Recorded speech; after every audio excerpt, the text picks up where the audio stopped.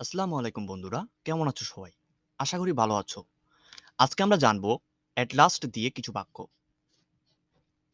"at last" এর অর্থ হচ্ছে অবশেষে। "At last I did it" অবশেষে আমি এটা করলাম। "At last I made it" অবশেষে আমি এটা বানিয়ে ফেললাম। "At last I found you" অবশেষে আমি তোমাকে খুঁজে পেলাম।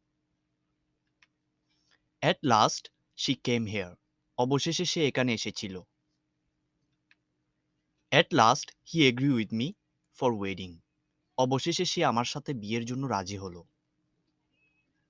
"At last he went with me" অবশেষে সে আমার সাথে গেল। "At last he understood" অবশেষে সে বুঝতে পারল।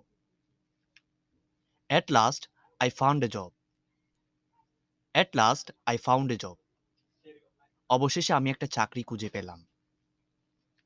"At last I went" অবশেষে আমি গেলাম।